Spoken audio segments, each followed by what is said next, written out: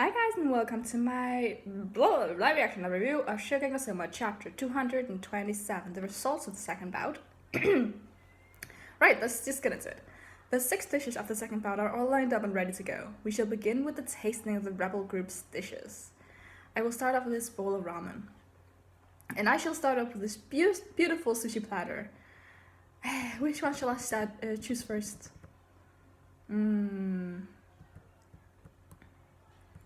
The judging is finally going to start.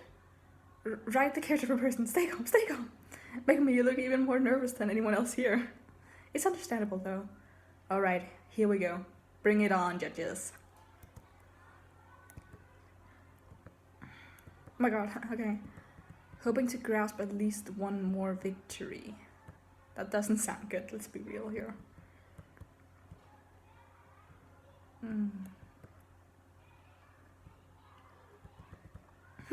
I just can't stop smiling. I feel the feel of warm sushi just wheats my appetite unbelievably so. What is with this bright red paste? Is this the chili pepper element to this dish? I wonder if the dish even fulfilled the theme requirement. I'm full of questions. In comparison to the other two, Mr. Kuga's dish, for better or for worse, is completely unclear to me. Okay, what the heck is going on? His idea of taking the wok stir-fried meat and smoking it was intriguing. However, it seems that I cannot sense any inviting flavors without having eaten it. It bothers me. There, I'm sure you'll understand everything once you take a bite.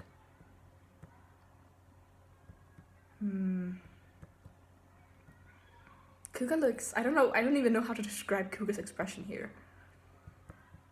Oh, they're eating. They're all eating different things. Okay, the two guys first. Incredible!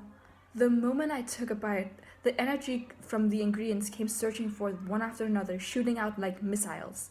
Missiles that are impossible to judge. Nay, that one wouldn't even want to judge. All shots. Right on target. Nice. There it is! We did it! Their reactions of satisfaction.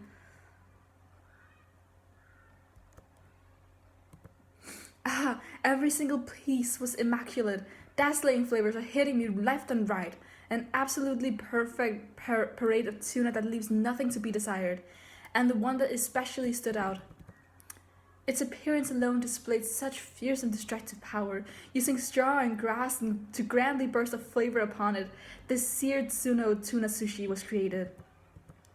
Tuna, a slice taken from the crown of the tuna, is extolled as the best, rarest, and most expensive of all other slices of tuna. When its elegant fat mingles with the fragrance from the searing, it becomes the very image of a violent rampage. And there is absolutely no sign of the trademark fishy smell of seafood. By using the straw during the searing, the scent was completely burned away, leaving only a pure savory fragrance to fill my senses. High praise. The trace was perfect. Looks like it'll all depend on gunkan maki sushi. I wonder what kind of hidden flavors are in there. Something was placed on top of the negatoro. Could it be a meringue?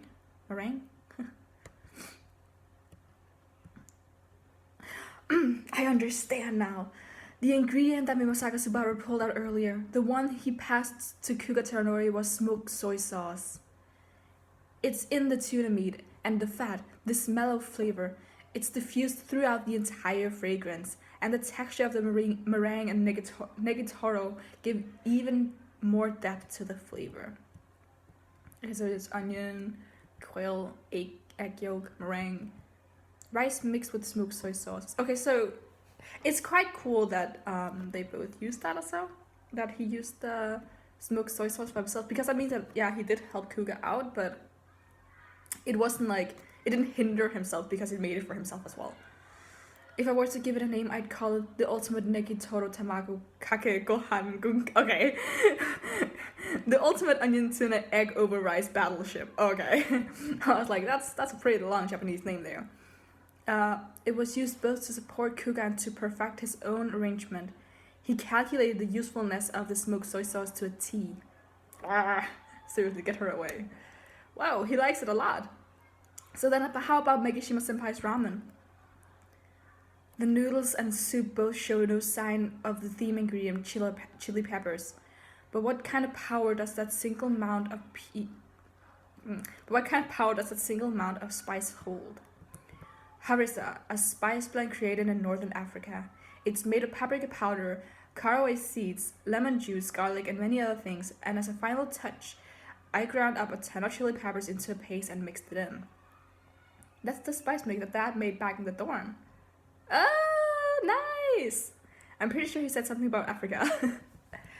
The soup base is mwamba chicken stewed together with nuts and tomato. Another dish that originated from Africa. With this as the ramen's base, add in the super spicy harissa, and you've got yourself one hell of an explosive bomb. That looks spicy. Wow, you're putting that much in? The soup is filled with the rich and mellow flavor of peanuts, and because of that simplicity, the more harissa spice you add, the deeper the flavor gets with spiciness and deliciousness. Right after the taste of that homemade peanut butter comes the thick stewed chasu pork, and these slightly thickened wavy ramen noodles. The soup envelops them, and the noodles just absorb the harissa's incredible spiciness like a sponge. A deliciousness so hot that my body is screaming in agony. African ramen, what a fascinating experience. You successfully created a one-of-a-kind ramen that no one on this earth has ever created before. Wow, then all that's left is to get past Miss Anne? Yeah, but she didn't seem that into Kuga's dish. Their reactions in the last panel just... Oh, she's having an awesome foodgasm here. So yummy. Wow. It was so good that I had them bring more alcohol. Wait, what? More importantly, what about the judging? The dish was sweet and sour pork made with black vinegar pork. Its glossy black color was all for the sake of the classy presentation, but the moment I took a bite, it all came to life. The taste of green tea struck me like lightning, opening my eyes to a vivid and tranquil scene of fresh verdure, all wrapped up in this first-rate dish. Kuga Terranori's black vinegar sauce was made with balsamic vinegar and the smoked soy sauce from Mimasaga, and he even boiled them down to a concentrate. He has turned the definition of sweet and sour pork completely upside down and combined the sourness and richness with the pork's umami. And at the same time, he completely rid the pork of its greasy aftertaste in order to bring out a full burst of green tea flavor. By doing so, he has brilliantly made the green tea ingredient the star of the show in this dish. Wow. Wow. Congratulations, Kuga. Have they tasted the Elite 10's dishes yet? Because I'm so scared. Because it's like you just praise the rebels and then just have them crashing down. I don't trust this at all. And lastly, there was one more incredible important point to this dish. Chinese cuisine was in fact not the only factor that brought about this delicious flavor. Yes, he used French techniques in this dish, equally as important as the Chinese techniques. Nice, Kuga. French, but I thought he specialized in Xinjiang cuisine. Yes. Alright, calm down. I'll explain, so pay attention. There was another trick to that black vinegar sauce. Salsa vinegar balsamique, I don't know. I used a sauce used in French cuisine as a reference. Ooh, I see. Vinegar balsamique is made by boiling down balsamic vinegar and glaze the viande. With the lightness derived from the acidity and the super heavy richness put together, they raised the potential of the sweet and sour pork to its maximum. Now I understand why Anne was moaning in so much pleasure. French, she says. Never expected that from Kuga. I still don't trust that the... Wow, they might actually... Yeah, no. When you have the wow, they might really be able to do it, I just don't trust this at all.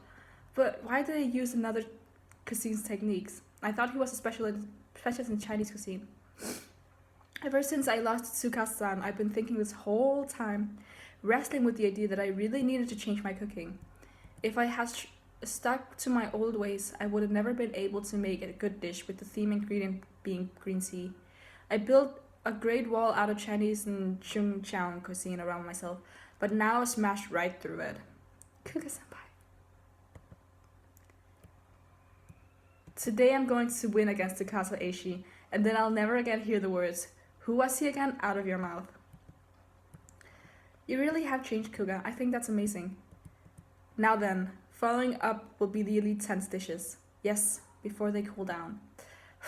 I still want to enjoy the aftertaste of the green tea, black vinegar pork more. But we third years shouldn't be taken lightly. The amount of effort still won't be enough to trouble us, I think.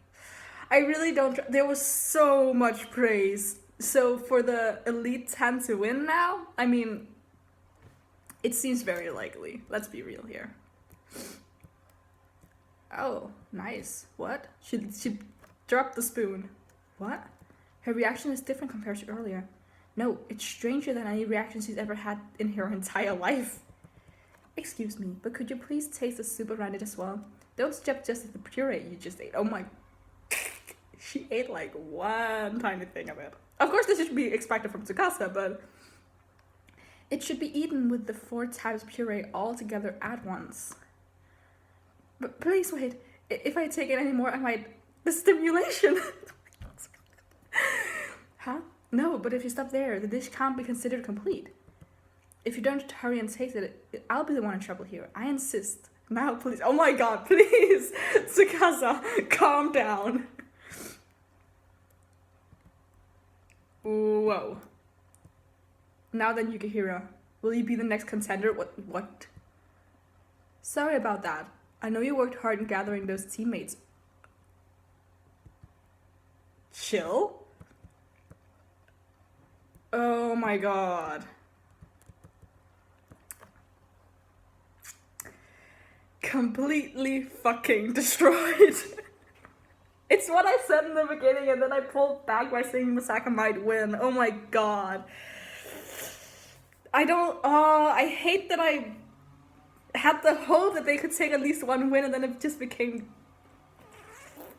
Oh my god. They suffer defeat. Next issue, Soma takes action. Okay, so who do we have left? Irina, Ishiki, Soma, Takumi, and Megumi. So we have the original 4 and Ishiki. Okay, I think... Okay, we're gonna ignore their complete defeat here. I think we're gonna see the original 4 out, so everyone but Ishiki will... No, not the original 4 then. Who will not fight? I don't think Ishiki will fight. I think Megumi and Takumi have to, so the third person would either be Soma or Irina. I think maybe we're saving Irina for later on. So I think maybe Soma will... No, but... Because the thing is, I don't think Soma will win his next one. I do not see him winning 2. But then again, they just lost like 3. But then again, Central has also lost 3, so it's not like... Yeah. Okay, so it'll definitely... Next time, I'm like 90% sure that we'll see Takumi versus Momo. That's like... locked in. I've been saying that from the beginning. Those two have to fight. They have to do a dessert themed battle and Takumi has to win to get like back from the dessert themed thing he lost against Misaka. It has to happen for multiple different reasons, like because someone has to take on Momo and it has to be dessert. There's no way she won't do dessert. And even if the theme isn't dessert, it could be like the theme is chocolate or the theme is caramel or whatever. And Takumi will take her on. Just cuss. It will happen. It has to. Just because I don't see... It's not that I don't see like someone like Soma doing a dessert. I just don't see Soma go up against Momo. I would rather see him go up against... Who did I rather see him go up against? If he has to lose the next one, I want to see him go up against Rindo, because once again, we didn't see, like... We saw the cooking, right? We saw, like, the dish she made, and we saw her, like, crocodile, alligator thing, but we didn't see the reaction to her cooking. We saw, like, a tenth of the reaction to Tsukasa's, and then we just saw the complete defeat. They cannot not show us Rindo's food if she's up against Soma, because he's the main character. So if they go up against each other, we're bound to see Rindo's cooking once and for all, for real, for real. I'm a little salty about us not really seeing the full extent of Rindo's cooking, because yeah, as I said, we saw like the dish, but we didn't see like them eating the dish, which is just like the whole thing. We didn't see like what's the good thing about this? What was the point of all the peppers? Like, what did that do? Why was it so much better than Makishima's? Because they were like, oh my god, yeah. Because it would have to have been so, like, imagine, like, their fucking reaction to Tsukasa's dish was crazy. Like, she took, like, half a spoonful of one of the 4 pastes and was like, hold on a second, I'm like, the orgasms are taking over me. And Tsukasa was just like, yeah, you have to eat all of it together or you won't get the full experience. Please do that. I will force feed you the whole thing. And she was like, no. Imagine Rindo's dish. Like, I'm not saying Rindo is necessarily better than Tsukasa. That's still just a theory. But she's up there. She's up there with him. And the stimuli of spices is like crazy. Like, Tsukasa was working with fucking ice cream.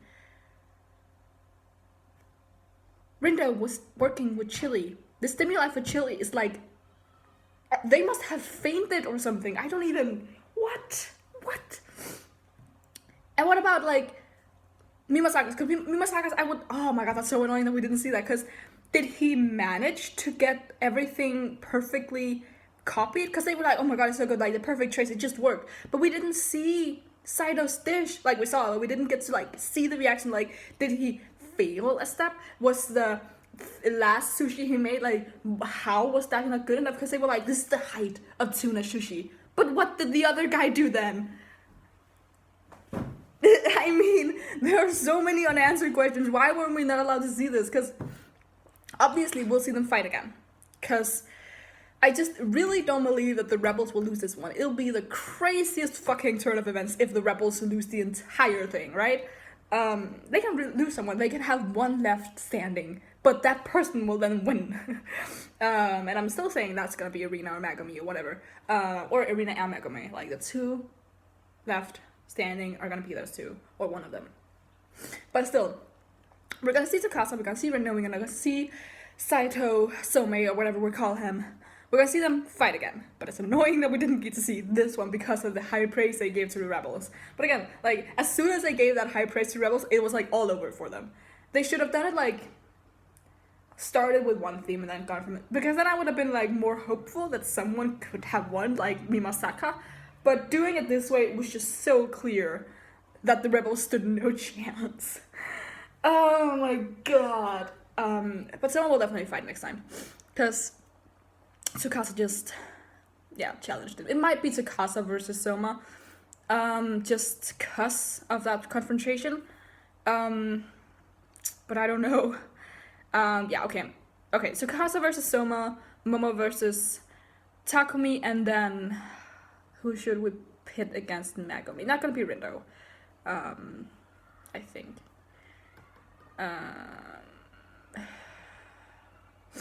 I don't know who else it should be. I would say,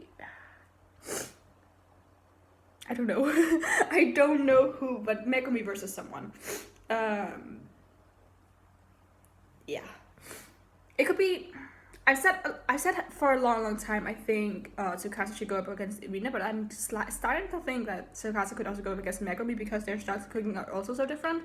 Because my entire thing with Tsukasa and Irina going up against each other was that their cooking in the beginning of the series were very similar in the way that they were like, they strive for the perfect cooking, and it's not that they didn't have personality because, but it was like they had like this perfect way of doing it. But then Irina changed with spending time with the rebels and the Polar Stardom and all that, and that's why they should go up against each other, because that would show that Irina, having changed from that original perfectness of whatever, that's the actual way to go. Like, she moved on, she progressed, and he stayed where he was. Whereas I think the interesting thing about Tsukasa and Megumi is that it contrasts so much because Tsukasa is again this impersonal, perfect type of cooking, whereas Megumi's is like, it's not entirely perfect, but it's so personal. Like, you can sense her personality throughout the entire dish. And that's what won Hayama the Autumn Elections, because it was like his dish showed the face of the chef, right? So I think both of those could be really interesting. As an alternative, I think it could be really interesting for one of them, and again, because I really want Arena to defeat Tsukasa, it would then have to be Megumi I'm sacrificing here.